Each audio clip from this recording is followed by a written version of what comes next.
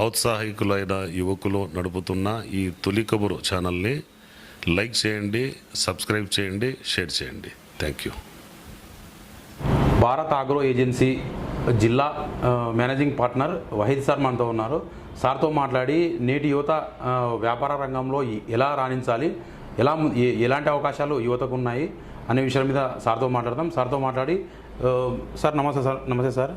Sir నమస్తే sir. గత 20 సంవత్సరాలుగా ఆటోమొబైల్ రంగంలో చాలా చురుగ్గా పనిచేస్తున్నారు. ఎన్నో లాభాలు, ఎన్నో నష్టాలు కూడా మీరు చూశారు. ఎలా ఉంది సార్ ఆటోమొబైల్ రంగం, ఏ విధంగా ఉంది? మేము కర్నూలు జిల్లాలో వచ్చేసి 2000లో మేము ఆటోమొబైల్ ఈ బిజినెస్లో మనం ఎంటర్ అయ్యాము. ఇంతకు ముందుకి ఇప్పటికీ చాలా వ్యత్యాసాలు ఉన్నాయి. ఇంతకుముందు వచ్చేసి పరిశ్రమకు తగ్గట్టు పనులు కూడా ఉండేటివి.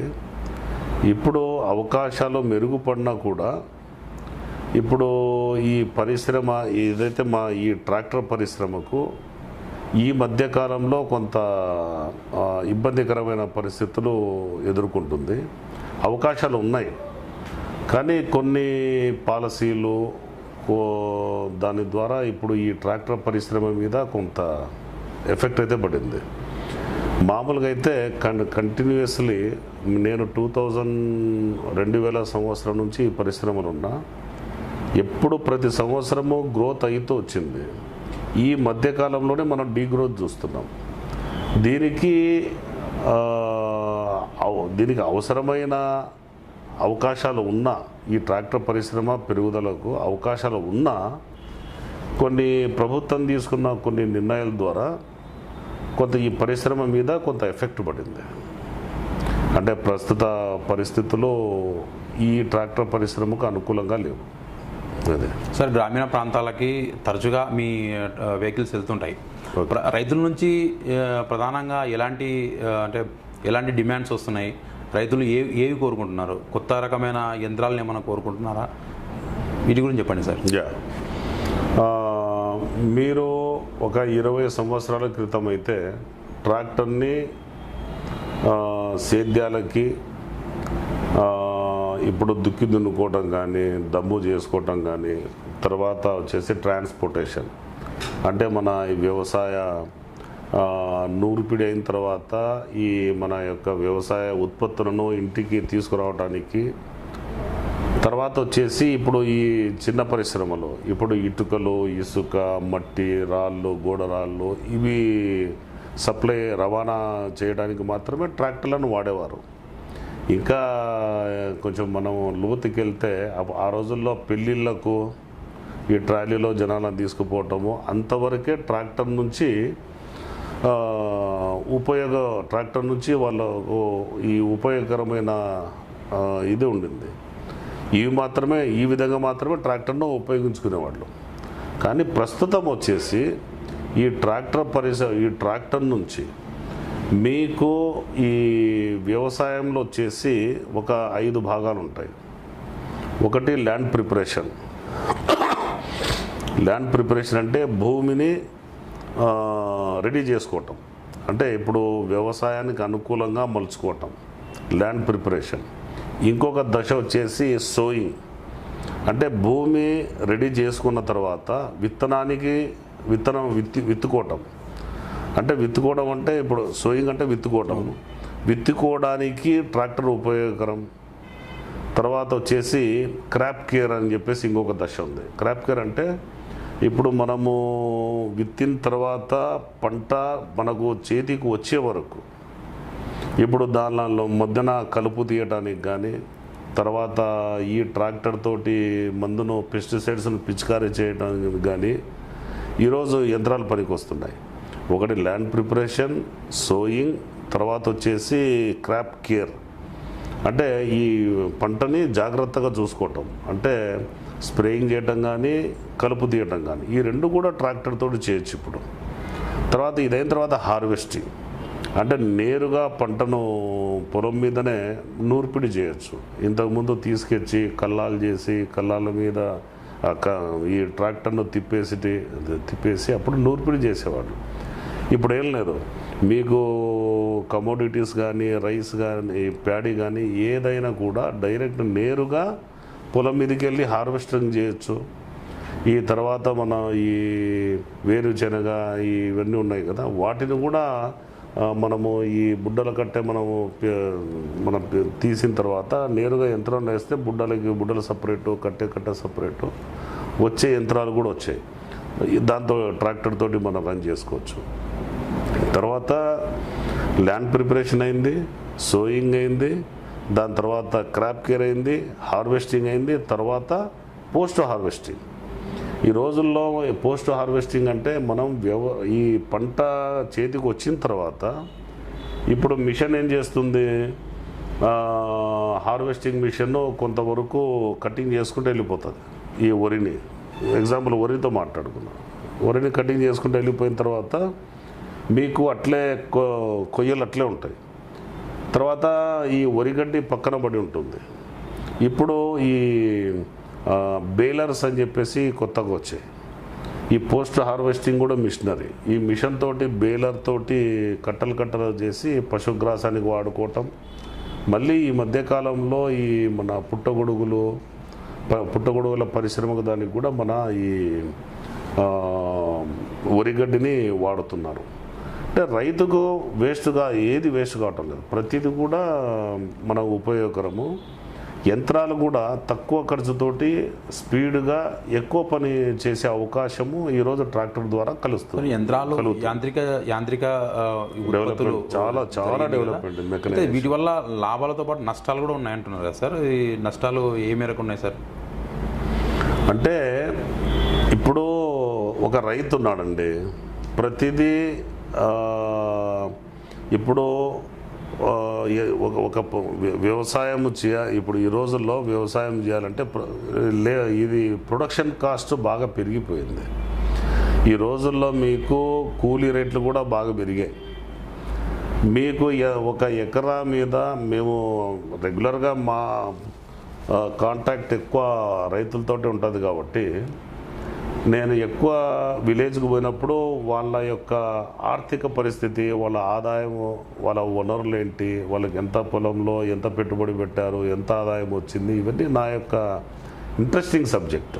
నేను ఇన్ఫర్మేషన్ తీసుకున్నప్పుడు నిజంగా చెప్పాలంటే ఒకసారి బాధ అనిపిస్తుంది. రైతులని నేను దగ్గరగా క్లోజ్గా చూసి బాధ అనిపిస్తుంది.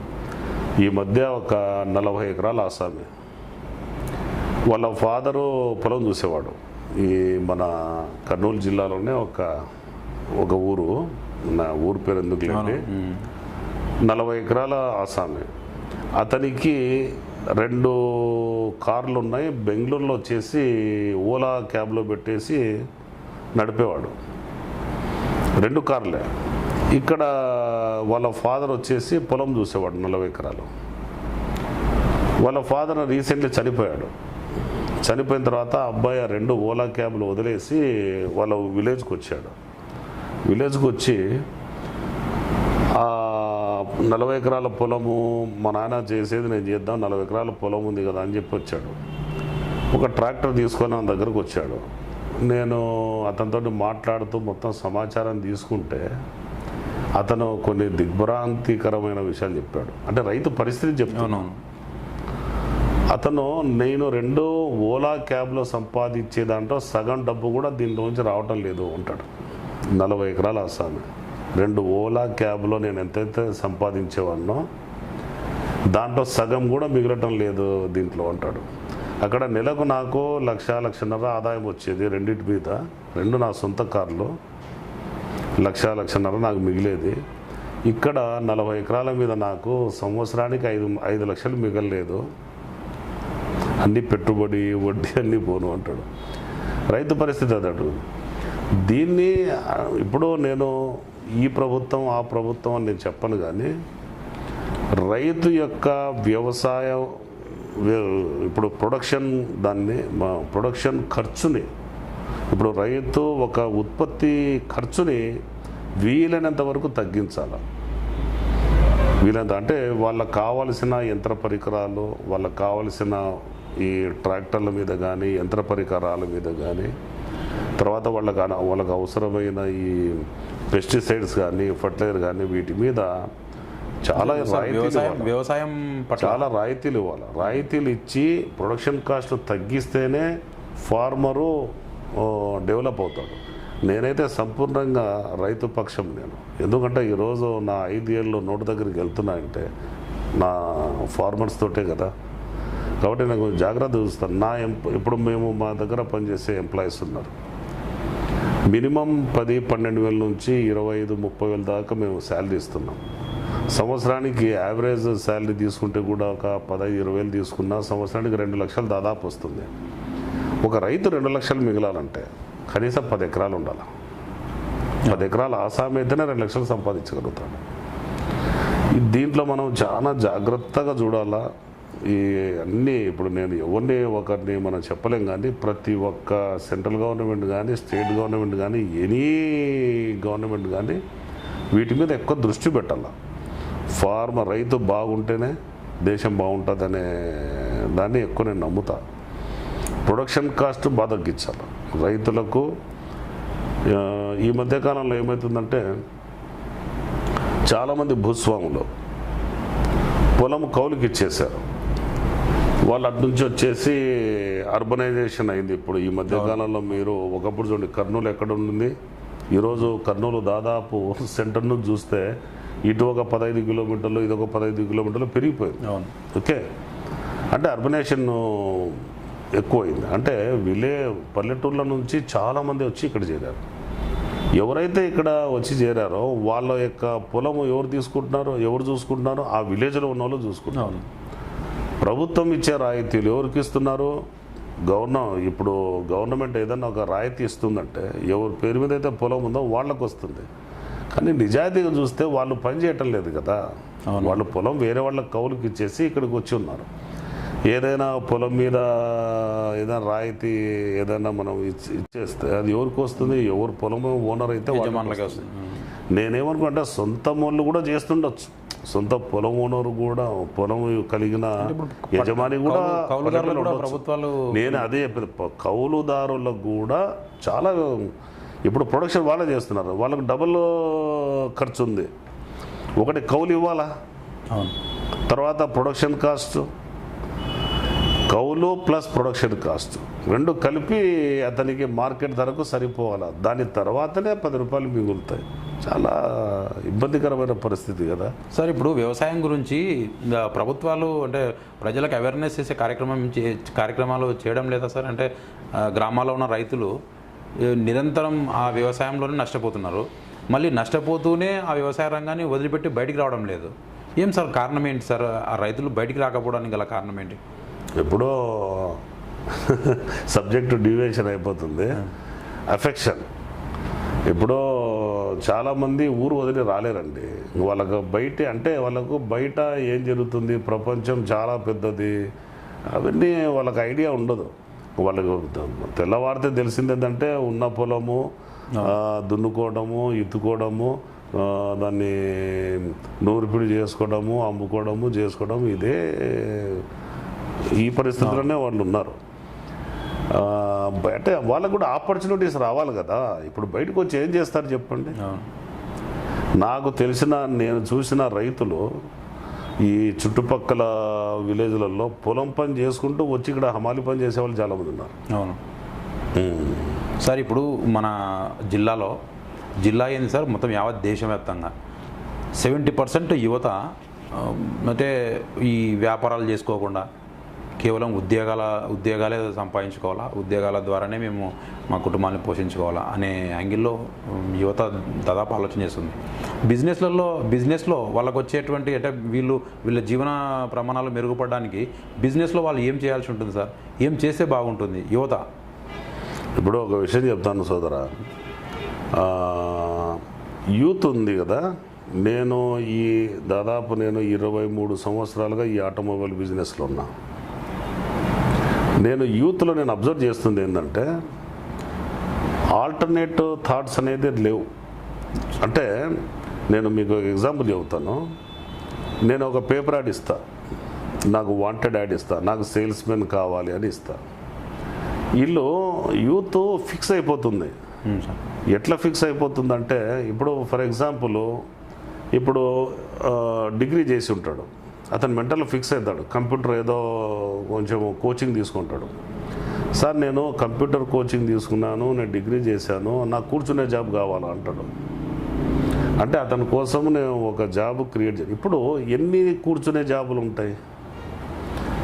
ఇప్పుడు ప్రతి దాని మీద నైపుణ్యత, అంటే ప్రతి దానికి తన సెట్ అయ్యేటట్టు నైపుణ్యత కలిగి ఉండాలి. నేను ఫీల్డ్కు నేను తిరిగాను సార్, మా ఫాదర్ ఒప్పుకోడు, నాకు ఫోన్లు వస్తాయి, నాకు ఎటువంటి ఫోన్లు వస్తాయి, ఇప్పుడు నేను వాంటెడ్ యాడ్ ఇస్తా. ఇది ఎందుకంటే ఇది చాలా ఇంపార్టెంట్ విషయము, మీ ద్వారా ఇది నేను యువతకు కూడా నేను కొంత సమాచారం ఇవ్వాలనుకున్నా. ఇప్పుడు నేను వాంటెడ్ యాడ్ ఇస్తా, వాంటెడ్ యాడ్ ఇస్తే నాకు ఫోన్ వస్తుంది, ఒక ఏదో ఉద్యోగం చేయాలనే ఉత్సాహం ఉన్న ఒక యువకుడు నాకు ఫోన్ చేస్తాడు.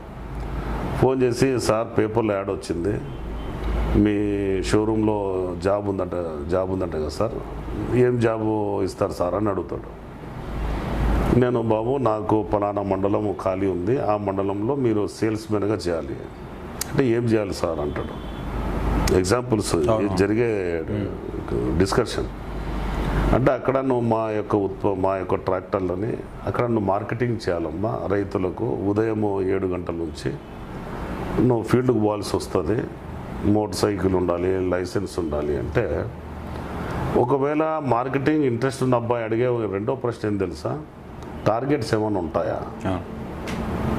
టార్గెట్ ఉంటుంది సార్ అంట. ఇప్పుడు టార్గెట్ అనేది ఒకరు ఇచ్చేది కాదు, ఆ లైఫ్లో మనమే టార్గెట్ పెట్టుకోవాలి. నేను ఇది చేయాలా, నేను ఇది చేయాలా అని చెప్పేసి టార్గెట్ మనం పెట్టుకోవాలా. ఆ అబ్బాయి ముందే భయపడుతున్నాడు, టార్గెట్లు ఉంటాయా సార్? ఏదో ఇప్పుడు నువ్వు ఇంత ఖర్చు పెట్టిన తర్వాత ఏదో పని చేయాలి కదమ్మా, టార్గెట్ అయితే ఉంటుంది అంటే, లేదు సార్ ప్రెషర్ ఉంటుంది సార్, ఆ టెన్షన్ తట్టుకోలేను సార్ నేను, లేదు సార్ మళ్ళీ చేస్తాను పెట్టేస్తాను, ఇంకా అడ్రస్ ఉన్నాడు. ఈ రెండో రకం ఫోన్ చేస్తారు, సార్ నాకు పేపర్లో యాడ్ చూశాను, నాకు ఉద్యోగం కావాలి సార్, కూర్చునే జాబ్ కావాలా. సరే నా దగ్గర ఒక అకౌంటెంట్ జాబో ఇంకోటో ఉంది, సరే ఇస్తానండి. ఎంత ఇస్తారు సార్ చెప్పాలి, ఎంత ఇచ్చేది కూడా ముందే ఫోన్లో చెప్పాలి. నేనేమంటానంటే ఇప్పుడు చదువుకునేది కొంతమంది ఏమడుగుతారు, నేను హెచ్ఆర్ చేశాను సార్, హెచ్ఆర్ జాబ్ కావాలా, నేను పర్టికులర్గా ఫైనాన్స్ చేశాను, ఫైనాన్స్ జాబ్ కావాలా, నేను అకౌంట్స్ చేశాను, అకౌంటింగ్ కావాలా. నేనేమంటానంటే చదువుకునేది జ్ఞానం సంపాదించుకోవడానికి.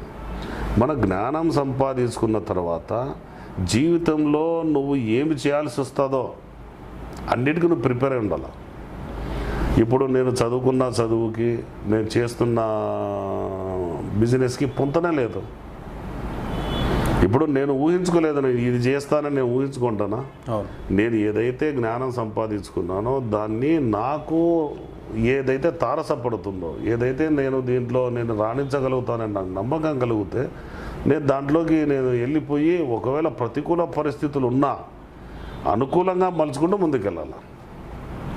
ఇప్పుడు ఎగ్జాంపుల్, ఈ పిల్లలు కొంతమంది నాకు ఎంత ఇస్తారు సార్ అని అడుగుతాడు. ఎంత ఇస్తారు సార్ అంటే నేను ఆ పిల్లోడు ఏం చేయగలుగుతాడో తెలియదు, నేను ఎంత అని చెప్పగలుగుతా? చెప్పలేను. ఇప్పుడు ఉదాహరణకి మీరు జోబిలో ఒక చాక్ పీస్ ముక్క మీరు జోబులో పెట్టుకొని ఒక 10 కిలోమీటర్లు నడుచుకుంటూ పోయాడు. ఓకే, నడుచుకుంటూ వెళ్ళిన తర్వాత మధ్యకు పోయిన తర్వాత మీ జోబులో చాక్ పీస్ ముక్క లేదు, చూస్తే జోబుకి చిల్లుబడి ఉంది, జోబులోంచి చాక్ పీస్ ముక్క కింద పడిపోయింది. 10 కిలోమీటర్లు నడిచిపోయారు. మీరు ఏదో ఒక ప్రయాణంలో ఉన్నారు, అప్పుడు మీరేం చేస్తారు? వెనక్కి వస్తారా, ముందుకెళ్ళి చాక్ పీస్ ముక్క వెతుక్కుంటూ ముందుకు వస్తారా, లేదా అట్లే వెళ్ళిపోతారు? వెళ్ళిపోతారు. ఎందుకు? దాని విలువ తక్కువ కాబట్టి. అదే మీ జోబులో ఒక వజ్రం ఉంది, ఒక వజ్రం జోలో పెట్టుకొని మీరు 10 కిలోమీటర్లు కాదు 15 కిలోమీటర్లు నడక చేశారు ప్రయాణంలో. మధ్యన ఒక చోట మీకు తెలిసింది 15 కిలోమీటర్లు జర్నీ చేసిన తర్వాత చూసుకుంటే డైమండ్ లేదు జోబులో, వజ్రం లేదు. అప్పుడు ఏం చేస్తారు? మీరు ముందుకు వెళ్తారా, వెనక్కి వచ్చి ఎత్తుకుతారా? వెనక్కి రావాల్సిందే. అంటే ఒక విలువైన వస్తువు, ఆ మనిషి కానివ్వండి వస్తువు కానివ్వండి, విలువైన వస్తువును ఇప్పుడు నా దగ్గర ఒక మంచి ఎంప్లాయ్ వచ్చాడు అనుకోండి, ఉదాహరణకు చెబుతున్నా, అవును. అతని క్యాపబుల్ అన్ని రకాలుగా అతని విలువైన వ్యక్తి, అతను నేను వదులుకుంటానా? ఎవరు కూడా వదులుకోరు కదా. కాబట్టి ఎవరైతే యువత ఉన్నారో వాళ్ళు వచ్చేసి ఏదైనా ఏ ప్లాట్ఫామ్ దొరికితే, ఏ ప్లాట్ఫామ్ అన్న దొరకని, ఇప్పుడు ఇది మా బిజినెస్ అని కాదు, ఎనీ ప్లాట్ఫామ్, ముందు దాంట్లో అతని నైపుణ్యతను డెవలప్ చేసుకోవాలి. అతను నైపుణ్యతను డెవలప్ చేసుకుని ప్రూవ్ చేయాలి. ఈ యువత ఈ ఈ యువకుడు ఏమైనా చేయగలుగుతాడు అనేది ప్రూవ్ చేసుకుంటే అప్పుడు అతని డిమాండ్ పెరుగుతుంది. అంతే కదా. అవును. ఒక ప్రోడక్ట్ మంచి పర్ఫార్మెన్స్ చేస్తే దాని డిమాండ్ పెరుగుతుంది. అలాగే ఒక యువకుడు ఫస్ట్ అవకాశం, ఏదైనా అవకాశం 5,000 ఇస్తానండి అన్నయ్య, 5,000 ఇస్తాను అని చెప్పినా కూడా ముందు యువత అక్కడ ఫిట్ అయిపోవాలా. నాకు ఇదే కావాలా, ఇంతే కావాలా అని అడగకుండా ఏ అవకాశం దొరికితే అక్కడికి పోయి మంచిగా పర్ఫామ్ చేసి ఆ అబ్బాయి మంచిగా డిమాండ్ క్రియేట్ చేయగలిగితే ఫ్యూచర్ బాగుంటుంది. ఈ చాలా యూత్లో అవకాశాలు ఉన్నాయి కానీ సద్వినియోగం చేయలేకపోతున్నారు యువతలో. సార్ డైలీ పెట్టుబడులు ఉన్నాయి కదా సార్. ఇప్పుడు మామూలుగా మ్యూచువల్ ఫండ్స్ కానీ ఇటు స్టాక్ మార్కెట్లలో డైలీ పెట్టుబడులు ఉంటున్నాయి. ఈ యువత పెట్టుబడులు పెట్టచ్చా సార్? వాటిలో డైలీ ఆన్లైన్ పెట్టుబడులు పెడితే లాభాలు వస్తున్నాయా లేకుంటే నష్టాలు వస్తున్నాయా? అది వీటి మీద యువతకు పూర్తి జ్ఞానం అయితే లేదు. నేను అది నాకు సంబంధించిన సబ్జెక్ట్ కాదు, నేను దాంట్లోకి నేను ఎంటర్ కాను సోదరా. ఎందుకంటే అది నేను ఇప్పుడు మనం చేసుకునే బిజినెస్లో మనం పెట్టుబడి పెట్టుకుంటే ఆ లాభమా నష్టమా మనం చూడగలుగుతాం. ఎవరో చేసే బిజినెస్లో వాళ్ళ మీద నమ్మకంతో మనం పెట్టుబడి పెట్టడము అనేది నేనైతే కొంత అన్సేఫ్టీగా నేను చూస్తాను, నా పర్సనల్గా. అది it is my personal opinion. Bharat agro agency నుంచి ఏమైనా అవేర్నెస్ కార్యక్రమాలు ఏమైనా పెట్టారా సార్? మీరు గతం నుంచి అంటే ఒక 20 years నుంచి మీరు గ్రౌండ్ లెవెల్లో క్షేత్రస్థాయిలో తిరుగుతున్నారు. ఏమైనా అవేర్నెస్ కార్యక్రమాలు కేవలం అంటే మీరు రైతుల కోసం మాత్రమే అవేర్నెస్ కార్యక్రమాలు పెడుతున్నారు కానీ యువత కోసం ఏమన్నా మీరు స్వచ్ఛందంగా ముందుకు వచ్చి ఏమన్నా ఇట్లా అవేర్నెస్ కార్యక్రమాలు ఏమైనా పెట్టే అవకాశం ఉందా? ఈ గవర్నమెంట్ వాళ్ళు జాబ్ మేళా పెడతారు కదా సార్. జాబ్ మేళా పెట్టినప్పుడు నేను అవకాశం దొరికినప్పుడంతా పిల్లలతోటి మాట్లాడుతుంటా. అంటే వాళ్ళకు కొంచెం సూచనలు సలహాలు మేము ఇస్తుంటాం. తర్వాత ఇంతకుముందు రెడ్డి ఫౌండేషన్ వాళ్ళు ఈ యువతను ఈ స్కిల్ డెవలప్మెంట్ ప్రోగ్రామ్ చేసేవాళ్ళు. వాళ్ళు ఎప్పుడైనా పర్సనాలిటీ డెవలప్మెంట్ ప్రోగ్రామ్కి పిలిస్తే నేను పోయేవాడిని, పోతే చెప్పేవాడిని. కానీ ఇప్పుడు 100 మంది పిల్లలు ఉన్నారు, మనకు మంచి మెసేజ్ ఇచ్చామనుకోండి, మెసేజ్ ఇస్తే 100 మందిలో ఒకరికి ఇద్దరికో అది మెసేజ్ వెళ్ళిపోతుంది కానీ 100% మారుతారని అయితే నేను అంటే నా యొక్క ఎక్స్పీరియన్స్ నేను ఎప్పుడు చూడలా. నా దగ్గర బ్రహ్మాండంగా నేను బాబు ఇదే ఇట్లా ఉంటుంది, ఈ ప్లాట్ఫామ్ నీకు దొరికింది, ఈ ప్లాట్ఫామ్లో నువ్వు మంచిగా పర్ఫామ్ చేసుకొని మంచి డిమాండ్ వస్తుంది, మంచి ఫ్యూచర్ ఉంటుంది అని చెప్పిన తర్వాత అవును సార్ అని పోయి తర్వాత మరుసటి రోజు ఫోన్ ఎత్తాడు, లేదు సార్ ఫీల్డ్ తెల్లారుజాన పోవాలంటే మాతో కాదు సార్, 6 గంటలకు 7 గంటలకు. నేను కొంతమంది యూత్ తోటి నేను మామూలుగా ఇప్పుడు ఏముంది బ్రదర్, రాబోయే రోజుల్లో మన కంట్రీని ముందుకు తీసుకుపోవాల్సింది యువతే. ఇప్పుడు మనము ఈ గ్లోబల్లో మనము కాంపిటీషన్లో మనము ఫేస్ చేస్తున్నాం. ఈ కాంపిటీషన్లో వేరే వాళ్ళతోటి ఇప్పుడు నిన్న ఒక 2-3 days బ్యాక్ ఏమో నేను టీవీలో చూసా, హైదరాబాద్ శంషాబాద్ ఎయిర్పోర్ట్లో మొత్తం క్రౌడ్ ఉంది, అమెరికాకు పోయే పిల్లలు అని చెప్పేసి. ఎందుకు అమెరికాకు పోతున్నారు? వై అంటే వాళ్ళ ఉత్సాహం ఏందో, వాళ్ళ ఆపర్చునిటీస్ ఏందో తెలియదు. ఫస్ట్ ఇక్కడ ప్రయత్నం చేసి లేదు నా తెలివితేటలకు తగ్గట్టు ఇక్కడ అవకాశాలు లేవు అంటే ఇక్కడ నుంచి నువ్వు వదిలి వెళ్ళిపోవాలి. కానీ లాట్ ఆఫ్ ఆపర్చునిటీస్ ఇక్కడ ఉన్నాయి, చాలా ఉన్నాయి అవకాశాలు ఇక్కడ ఉన్నాయి. ఇక్కడ నుంచి ఏం చేయకూడదు చెప్పండి? వర్క్ ఫ్రమ్ హోమ్లో అమెరికాలో ఉన్న కంపెనీ పని ఇక్కడ మన ఇంట్లో కూర్చొని పని చేస్తున్నాం. ఇతర దేశాలకు కూడా మీరు తిరిగారు, మీ కంపెనీ దాని విషయంలో ఇతర దేశంలో ఉన్న యువతకు, ఇండియాలో ఉన్న యువతకు, మరీ ముఖ్యంగా మన తెలుగు రాష్ట్రాల్లో ఉన్న యువతకు మధ్య తేడా ఏంటి సార్? అంత వాళ్ళలో ఉన్నది ఏంది, మనలో లేనిది ఏంది? నేనైతే అంత డెప్త్గా నేను ఎప్పుడు అట్లా ఆలోచించలేదు. వేరే యూత్ అంత అవకాశం నాకు ఎప్పుడు రాలా. అంటే ఇతర దేశాల్లో యువత ఏం చేస్తుంటారు, ఎన్ని సంవత్సరాల్లో వాళ్ళు బిజినెస్ ప్లాన్ నాకు అంత ఐడియా లేదు. నేను ఎప్పుడు అంత డెప్త్గా నేను థింక్ చేయలేదు. కానీ బిజినెస్ పరంగా, వ్యాపార పరంగా మన దేశం వాళ్ళు బయటికి పోయి బ్రహ్మాండమైన వ్యాపారాలు చేస్తున్నారు. అంటే మన దగ్గర వనరులు లేకపోవడం వల్లే ఇతర దేశాలకు. ఇప్పుడు నేను ఈ మధ్య కాలంలో నేను దుబాయ్ పోయి వచ్చాను. నేను కేవలం ఓన్లీ బిజినెస్ కోసమే పోయా. అసలు ఏంటి ఆపర్చునిటీస్ ఏంటి, ఏం జరుగుతుంది అక్కడ, ఓన్లీ 7 days ఉన్నా 7 రోజులు కూడా ఓన్లీ బిజినెస్ మీదనే ఫోకస్ పెట్టా. కానీ నేను పూర్తిగా మీ ముందర నేను చెప్పలేను. నేను చాలా అబ్జర్వ్ చేసి వచ్చాను. నేను ప్యూర్ బిజినెస్ అంటే ఇప్పుడు అక్కడ ఓన్లీ 5% వ్యాట్ మీద నడుస్తుంది, నో ఇన్కమ్ ట్యాక్స్.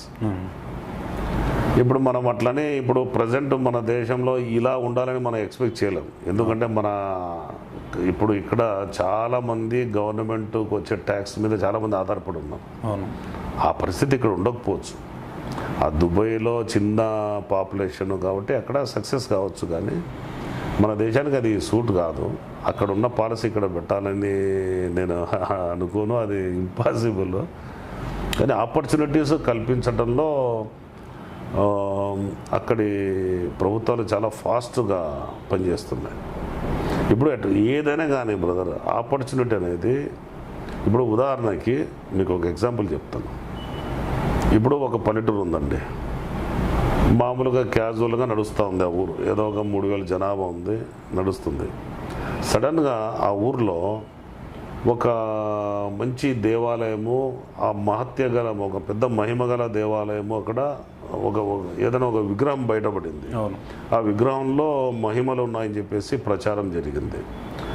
అక్కడికి పోయి మనం ఏదైనా కోరుకుంటే, ముక్కుకుంటే జరుగుతున్నాయని చెప్పేసి ప్రచారం జరుగుతుంది కూడా. మహిమ ఉందని చెప్పేసి అందరికి తెలిసింది, అందరికి విశ్వాసం పెరిగింది. అప్పుడు గుడి కడతారు, గోపురం కడతారు, దేవాలయం కడతారు. తర్వాత ఇంకా మీకు ఈ చుట్టుపక్కల ప్రాంతాలు కాకుండా, చుట్టుపక్కల జిల్లా కాకుండా, రాష్ట్రాలు కాకుండా, వేరే వేరే రాష్ట్రాల నుంచి, వేరే వేరే దేశాల నుంచి జనం రావడం మొదలైంది అనుకోండి. అప్పుడు ఆ ఊరు ఏమవుతుంది, ఒక ఆధ్యాత్మిక ప్రాంతంగా అవుతుంది. డెవలప్మెంట్ ఎక్కడికి వెళ్ళిపోతుంది? ఒకటి ఒక ఆధ్యాత్మిక కేంద్రంగా మారిపోతుంది, నెంబర్ 1. అది ఆధ్యాత్మిక పరంగా. రెండోది ఆ విలేజు ఆ 3000 జనాభా 3 లక్షల జనాభాకి వెళ్ళిపోతుంది. ఆపర్చునిటీస్ పెరుగుతాయి. ఆ వచ్చే వాళ్ళకి సౌకర్యాల కోసము హోటళ్ళు, రెస్టారెంట్లు, వాళ్ళకు విడిది కేంద్రాలు, లాడ్జులు, అవి సౌకర్యాలు అన్నీ వచ్చేస్తాయి. అంటే నేనేమంటానంటే ఫెయిత్, విశ్వాసం పెరిగిందనుకోండి. ఇప్పుడు మీరు ఒక చోట మీరు పెట్టుబడి పెట్టాలి అని చెప్పేసి మీకు అనిపించాలంటే ముందు ఫెయిత్ ఉండాలి. మీకు విశ్వాసం కలిగితే పెట్టుబడి పెట్టేస్తారు. ఆ విధంగా అది గవర్నమెంట్లకు సంబంధించింది, అది మన సబ్జెక్ట్ కాదు. అది యువతకు మీరు ఇచ్చే సందేశం సార్? యువతకు నేను మా యూత్, మా సోదరులకు ఒకటే చెబుతాను. మీరు చదువుకున్నారు, మీరు జ్ఞానం సంపాదించారు, మీరు చదువుకున్న చదువుకు మీరు ఒక ఫిక్స్ అయిపోయి నాకు ఈ జాబే కావాలా, ఇదే కావాలని మీరు అనుకోద్దండి. మీరు ఏ అవకాశం వస్తే ఆ అవకాశంలో మీరు మంచి ప్రావీణ్యం సంపాదించుకోవడానికి ప్రయత్నం చేయండి, ఏదైనా కానీ. ఈ మధ్య నేను హైదరాబాద్లో ఒకటి చూశాను. నేను ఈ సాఫ్ట్వేర్ ఇంజనీరు ఈ పాల పరిశ్రమ పెట్టేసి, పాల పరిశ్రమ బ్రహ్మాండంగా సంపాదిస్తున్నాడు. నేనేమంటానంటే, నేను ఇదే చేశాను, ఇదే చేయాలి అని చెప్పేసి ఫిక్స్ కాకుండా, మీకు ఏ ప్లాట్ఫామ్ దొరుకుతుంది ఆ ప్లాట్ఫామ్లో మీ ప్రావీణ్యాన్ని మీరు పెంచుకొని 10 మందికి ఉపాధి ఇచ్చేలా మీరు డెవలప్ కండి. అంతే కదా. నేను హెచ్ఆర్ చేశాను, హెచ్ఆర్ కోసమే తిరుగుతుంటాను. నాకు హెచ్ఆర్ జాబ్ కావాలని హెచ్ఆర్ చేశాను సార్. అట్లా కాదు. మీకు ఏ ప్లాట్ఫామ్ దొరికింది ఆ ప్లాట్ఫామ్లో మీరు ఎంటర్ అయిపోయి మీరు మీ స్కిల్ని డెవలప్ చేసుకుంటూ, ఇంప్రూవ్ చేసుకుంటూ, మీ ప్రావీణ్యాన్ని డెవలప్ చేసుకొని మీరు దాని నుంచి ఉపాధి పొందుతూ 10 మందికి ఉపాధి ఇచ్చే శక్తి సంపాదించుకోవాలి. అంతేగాని నేను చదువుకున్నాను, ఇదే చదువుకున్నానంటే మాత్రం ఇప్పుడు చదువుకి తగ్గట్టు అవకాశాలు రావాలంటే ప్రభుత్వాలు కల్పించలేవు, అవును, కేంద్ర ప్రభుత్వాలు కల్పించలేవు. అంతమందికి ఎక్కడి నుంచి ఇప్పుడు ఇంజనీర్లు రోజు ఇంతమంది వస్తారు, అంతమందికి పరిశ్రమలు యాడ్ నుంచి తీసుకొచ్చి పెడతాం చెప్పండి. సార్ జిల్లాలో మొత్తం మీకు సంబంధించిన ట్రాక్టర్స్ ఎన్ని మండలాల్లో ఉంది సార్? ఇప్పుడు నాకు మొత్తం ఈ కంబైన్డ్ డిస్టిక్ వచ్చేసి 54 మండలాలు. ఈ 54 మండలాల్లో 36 మండలాల్లో భారత గ్రూప్ కిందికి వస్తాయి. భారత్ గ్రూప్ కిందికి. ఇక్కడ మాకు మిగతా 18 మండలాలు నంద్యాల ప్రాంతానికి వెళ్ళిపోతుంది. అంటే బైఫర్కేషన్ జరిగిన తర్వాత సార్ ఇది, లేకుంటే లేదు నేను బైఫర్కేషన్ మొన్న కదా. అవునవును. మా డీలర్షిప్ స్టార్ట్ అయిపోయి 20 సంవత్సరాలు. అవును. మాకు ఈ 36 మండలాలలో కేవలం వర్షాధారంతో పండే మండలాలు ఉన్నాయి, కొంతవరకు బోర్వెల్తో పంటలు పండే ప్రాంతాలు మా చేతిలో ఉన్నాయి. తర్వాత ఈ స్లాబ్ ఇండస్ట్రీస్ ఉన్న ప్రాంతం ఉంది నా ఏరియాలో, మిక్స్డ్ ఉంది. నాకు మంచి అదృష్టం, ఈ ఏరియాలో అన్ని రకాల పరిశ్రమలు చూస్తున్నాను. ఇప్పుడు ట్రాన్స్పోర్ట్ ఉంది ఇక్కడ, ఇసుక రవాణా, ఈ మధ్య అంటే కొంచెం ఇసుక రవాణా లేదు. స్లాబ్ ఇండస్ట్రీస్ ఉన్నాయి, మెటల్ ఇండస్ట్రీస్ ఉన్నాయి. మీరు ఇక్కడ ఈ ఉల్లిందకుండా ఏరియాకి పోతే కంకర్ ఫ్యాక్టరీ, ఈ మెటల్ ఇండస్ట్రీ ఉంది. తర్వాత గ్రానైట్ ఇండస్ట్రీ ఉంది నా ఏరియాలో. తర్వాత ఈ మినరల్స్ ఇండస్ట్రీ ఉంది మన ఈ మల్కాపురము, ప్యాపిలి ఏరియాకి వెళ్తే. బేతంచాలకి వెళ్తే స్లాబ్ ఇండస్ట్రీస్, మిడ్తూరు మండలం స్లాబ్ ఇండస్ట్రీస్. తర్వాత ఈ మీరు మంత్రాల నుంచి చూసుకుంటే ఇక్కడ కర్నూలు వరకు ఈ మన ఇసుక రవాణా ఇవన్నీ మిక్స్డ్. కొంతవరకు ఈ ఆత్మకూరు, ఈ నందికొట్కూరు ఏరియాలో కొంత కాలువల నుంచి వాటర్ వస్తుంది. అంటే నాకు కాలువల వాటర్ ఉంది, పరిశ్రమలు ఉన్నాయి నా ఏరియాలో. ఈ తర్వాత మీకు ఇసుక రవాణా ఉంది నా ఏరియా మీద, మా బిజినెస్కి సపోర్టు. తర్వాత మీకు వర్షాధారం మీద పండే ఇవి ఉన్నాయి. తర్వాత ఈ బోర్ల మీద, ఇప్పుడు మీరు డోను, ప్యాపిలి ఆ ఏరియాకి వెళ్తే బోర్ల మీదనే ఎక్కువ పంటలు పండుతాయి. చాలా బ్రహ్మాండమైన బోర్లు ఉన్నాయి ఇక్కడ. సార్ యువత విషయానికి వస్తే బిలో పావర్టీ పాపులేషన్ యువత బాగుంది. అంటే తక్కువ పెట్టుబడితో ఎక్కువ లాభాలు వచ్చేటువంటి, అంటే బిలో పావర్టీ పాపులేషన్ ఉన్న యువత దగ్గర పెట్టుబడి పెద్దగా ఉండదు.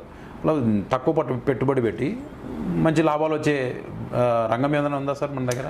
ఎందుకు లేవండి. ఇప్పుడు మంత్రాలయం నుంచి కర్నూలు వరకు మొత్తం తుంగభద్ర రివర్ ఉంది. అవును. ఇంతకుముందు మేము దాదాపు ఒక 300, 350, 400 ట్రాక్టర్లు ఓన్లీ ఇసుక ప్రాంతానికి అమ్మేవాళ్ళం. ప్రజెంట్ గవర్నమెంట్ పాలసీ వేరే ఉంది. ఓకే, దానికి కారణాలు ఏవో మనకు తెలియదు. ఇప్పుడు ఒకప్పుడు 200, 250 ట్రాక్టర్లు ఉండే విలేజ్లలో ఒక్కసారిగా 40, 50 ట్రాక్టర్లకు పడిపోయినాయి. అంటే పరిశ్రమ డౌన్ అయిపోయింది. సరే, చాలాసార్లు నేను ఆ విలేజ్లో పోయా. అయ్యా, మీ దగ్గర ట్రాక్టర్ ఉంది, మీకు ఇప్పుడు పని లేదు, ట్రాక్టర్ ఉంది. ఎందుకంటే అక్కడ వాళ్ళకు అదే ఆధారం. అవును, అదే ఆధారం ఎక్కువ. వాళ్ళు ఏంటంటే ఎప్పుడు దాని మీదనే ఎక్కువ ఆధారపడి ఇన్నాళ్ళు నడుపుకుంటూ వచ్చారు. ఇప్పుడు ట్రాక్టర్ ఎందుకు అమ్ముకుంటారు? అమ్ముకోవద్దు. ఊరికి ఎందుకు నిలబెట్టుకోవద్దు. ఇప్పుడు నా దగ్గర థ్రెషర్ ఉంది. ఇప్పుడు థ్రెషర్స్ ఉన్నాయి. గవర్నమెంట్ ఇంతకుముందు సబ్సిడీలు ఇచ్చేవాళ్ళు. అవి నా దగ్గర దాదాపు ఒక 40 థ్రెషర్లో ఎన్నో ఉన్నాయి. మీకు ఎగ్జాంపుల్ చెప్తాను, ఉదాహరణకి.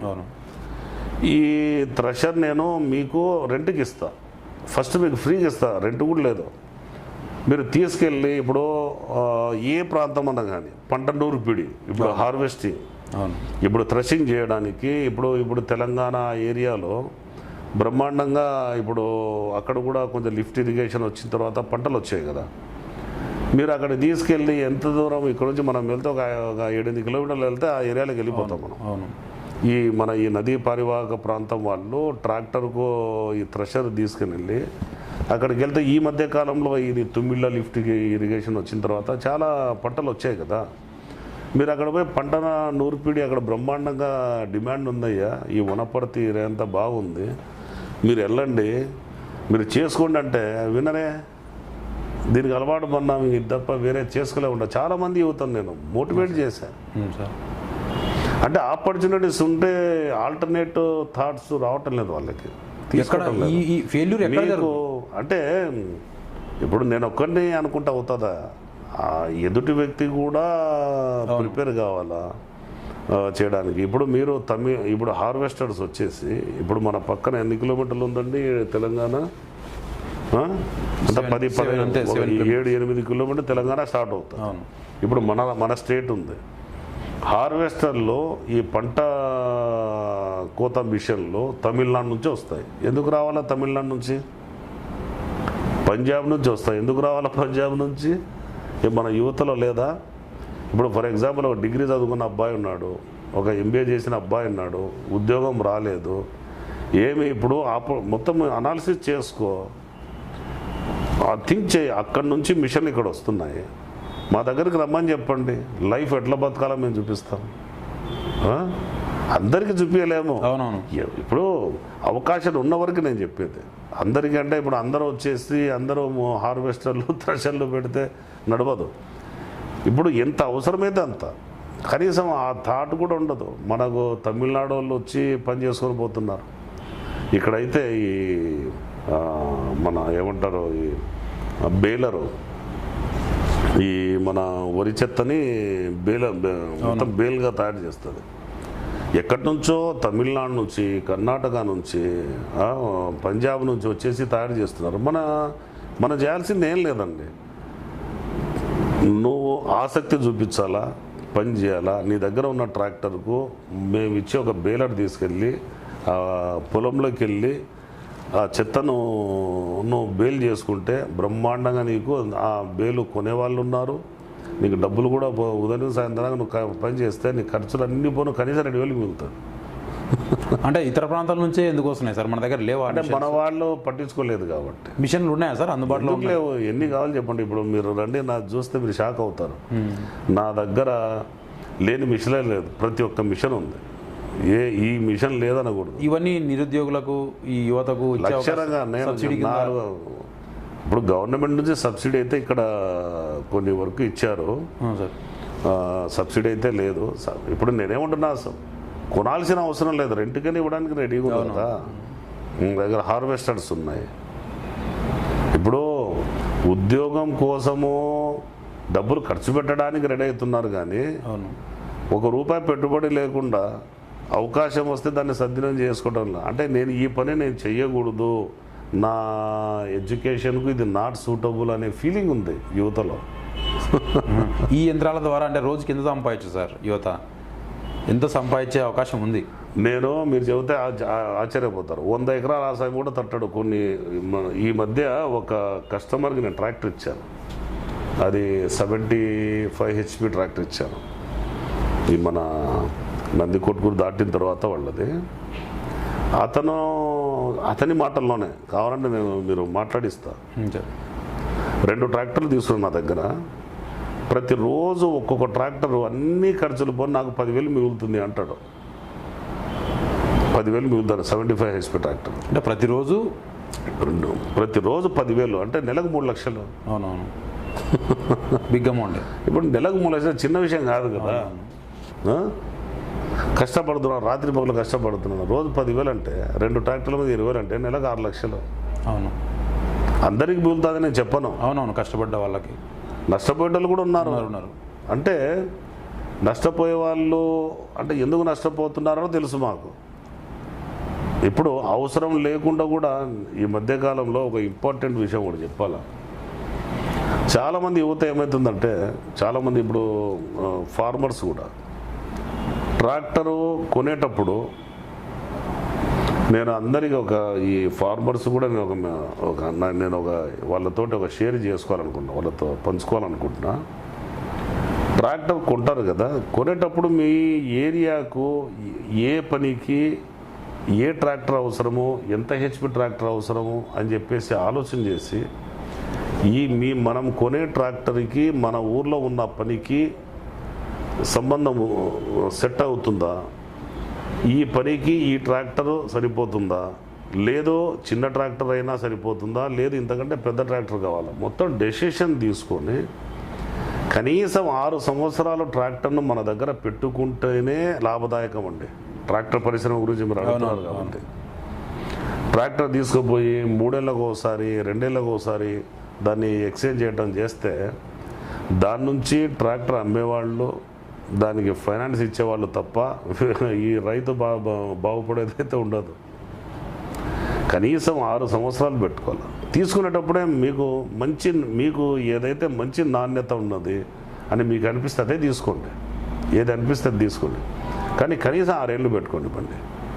2 ఏళ్ళకు 3 ఏళ్ళకు దాన్ని ఎక్స్చేంజ్ చేశారనుకోండి, అమ్మేవాడు బాగుపడతాడు, దాని మీద అప్పిచ్చేవాడు బాగుపడతాడు. వాడు వడ్డీ తీసుకుంటాడు, అమ్మేవాళ్ళు వడ్డీ తీసుకుంటారు. సారీ, అప్పిచ్చిన వాళ్ళు వడ్డీ తీసుకుంటారు. అవును. వీళ్ళు ట్రాక్టర్ అమ్మిన వాళ్ళు 10 రూపాయలు ఆదాయం తీసుకుంటారు. నేనేమంటా అంటే లాంగ్ స్టాండింగ్లో నేను అబ్జర్వ్ చేసింది, దేవుడు నాకు మంచి అవకాశం ఇచ్చాడు, సర్వీస్ వాళ్ళకందరికీ సేవ చేసే భాగ్యం కల్పించాడు. దేవుడు దయ వల్ల నేను ఈ 36 మండలాలే కాదు, దాదాపు 54 మండలాల్లో ప్రతి విలేజ్లో ఎంతో కొంతమంది నన్ను గుర్తుపడతారు. నాకు కేవలం డబ్బు అనేది లేదు, నాకు కనీసం మనము విన్ విన్ అంటే నేను ఒక వస్తువు అమ్మితే వాళ్ళు బాగుపడాలి, తద్వారా నేను బాగుపడాలని కోరుకునేవాడిని. నా కస్టమరు నా దగ్గరికి వచ్చి 2 ఏళ్లకు సంవత్సరంన్నర 2 ఏళ్లకు ట్రాక్టర్ ఎక్స్చేంజ్ చేయడానికి వస్తే భలే బాధపడతాను నేను. అందుకు నా సేల్స్ మెన్ నా దగ్గరికి తీసుకురారు, వాళ్ళే క్లోజ్ చేస్తారు. ఎందుకంటే నా దగ్గరికి ఎక్స్చేంజ్కి తీసుకొచ్చారంటే నేను క్లోజ్ చేయను, అది వద్దంట. కస్టమర్ని నచ్చజెప్పి రిటర్న్ పంపిస్తాను, నష్టం జరుగుతుంది. సార్, జిల్లా వ్యాప్తంగా మీ కంపెనీలో ఎంతమంది ఉద్యోగులు పనిచేస్తున్నారు సార్? అంటే మాకు మొత్తము ఆదోని అన్ని బ్రాంచులు కలిపి మాకు దాదాపు ఒక ఈ ట్రాక్టర్ డివిజన్లో వరకు అయితే ఒక 120 మంది ఉన్నారు.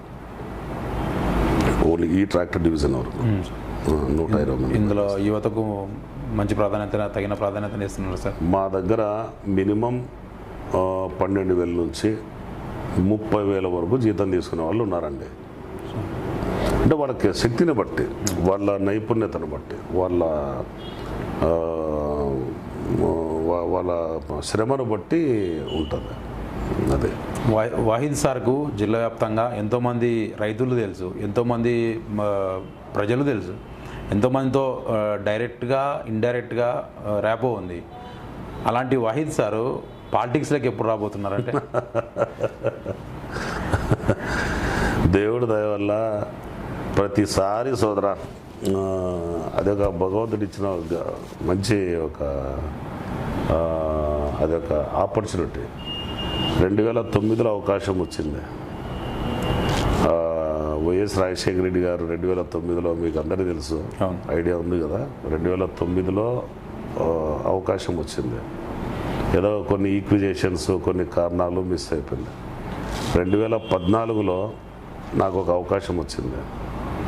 సరే, 2019 వచ్చింది. అంటే నాది ఒక కోణంలో చూస్తాను. నేను ఏదో విధంగా ప్రజల్లో నా చేతనైనంత వరకు హెల్పింగ్ నేచర్ నాది. నా చేతనైనంత వరకు చేసుకుంటూ వెళ్తుంటా. నాకు కొంచెం ఈ సర్వీస్ అనేది నా బాడీలోనే, నా బ్లడ్లోనే ఉంది. కొంచెం మంచి 10 మందితోటి మంచి అనిపించుకోవాలనేది తత్వం, అది మా పూర్వీకుల నుంచి వచ్చింది. అది పాలిటిక్స్ విషయానికి వస్తే మనసులో గాఢంగా ఉంది. 2019లో కూడా మంచిగా అవకాశం వచ్చింది. కానీ నేనేందంటే నేను పాలిటిక్స్ని పర్మనెంట్ జాబ్గా నేను చూడను.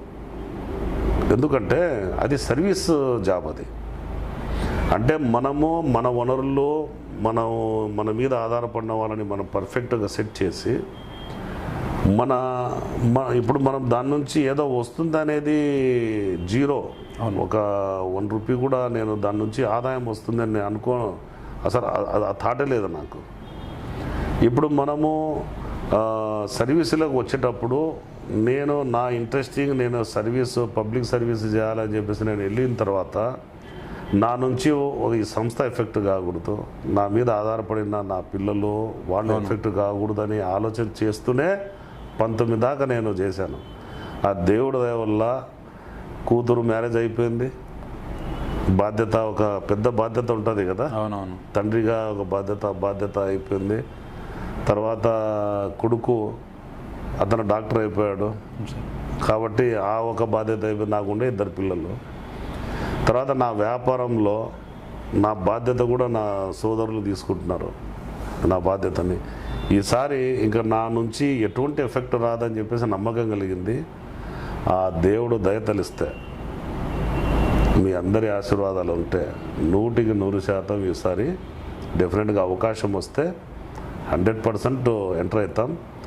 కానీ మనమంటూ ఒక గుర్తింపు తెచ్చుకొని ముందుకు పోతాం. సార్ వహీద్ సారు అజాత శత్రువు ఎవరు లేనటువంటి వ్యక్తి. మీకు అన్ని పార్టీలతో మంచి సంబంధాలు ఉన్నాయి, అన్ని పార్టీల్లో మీ అభిమానులు ఉన్నారు, మిమ్మల్ని ఇష్టపడే వాళ్ళు ఉన్నారు, మీతో బిజినెస్ వ్యవహారాలు చేసే వాళ్ళు కూడా ఉన్నారు. ఇప్పుడు ఆంధ్రప్రదేశ్లో లీడింగ్ పార్టీ వైఎస్ఆర్సీపీ, టీడీపీ ఉన్నాయి. ఏ పార్టీలో మీరు ఏ పార్టీ టికెట్ ఆశించే అవకాశం ఉంది సార్? నేను పేరు పలానా అని చెప్పను. ఈసారి అయితే కంటెస్ట్ చేస్తా. అవునా సార్? నంద్యాల ఎమ్మెల్యేనా, నంద్యాల ఎంపీయా సార్? నంద్యాల ఎందుకంటున్నా, కర్నూలు ఎందుకు అనకూడదు? మనకు అవకాశం భగవంతుడు ఎక్కడ రాసి పెట్టింటే అక్కడ నుంచి మనము ఈసారి అయితే డెఫినెట్గా కంటెస్ట్ అయితే చేస్తా. అవకాశం వస్తుందని నేను ప్రగాఢంగా నాకు విశ్వాసం ఉంది. చేస్తాయి సార్. ఎలా సార్ ఇప్పుడు వైఎస్ఆర్సీపీతో కూడా మీరు మంచి సంబంధాలే ఉన్నాయి మీకు. జగన్ గారు కూడా మీకు అంటే మనం అధిష్టానంతో క్లోజ్ రిలేషన్స్లో ఉన్నారు. ఇటు టీడీపీతో కూడా ఉన్నారు. టీడీపీ అధిష్టానంతో కూడా క్లోజ్ రిలేషన్షిప్లో ఉన్నారు. మీరు ఎక్కడ మొగ్గు చూపే అవకాశం ఉంది సార్? ఎక్కడ ఎవరు అవకాశం ఇస్తే వాళ్ళ వైపు మొగ్గు చూపే అవకాశం ఉంది. అంతే కదండి. Thank you very much sir. మీ అమూల్యమైన సమయం మా కోసం కేటాయించారు. మీరు త్వరలోనే రాజకీయాల్లోకి రావాలా, యువతకు మంచి అవకాశాలు కల్పించాలని మేము మనస్ఫూర్తిగా కోరుకుంటున్నాం సార్. ఇది వహీద్ సార్తో బిజినెస్కి సంబంధించి ప్రత్యేక ఇంటర్వ్యూ. ఇప్పుడున్న యువతకు సార్ ఇచ్చే సందేశం ఏంటంటే, ఉద్యోగాలు కేవలం ఉద్యోగాలే జీవన ప్రమాణాలని మార్చవు. ఉద్యోగాల వెంట పడి తిరగకుండా, టైం వేస్ట్ చేసుకోకుండా, కొత్త రకమైన అంటే ప్రత్యామ్నాయంగా ఆలోచన చేసి యువత బిజినెస్ల వైపు ఆకర్షితులై అందులో రాణించాలని, కాలానుగుణంగా వస్తున్న మార్పులని యువత అందిపుచ్చుకోవాలని సార్ చెప్తున్నారు.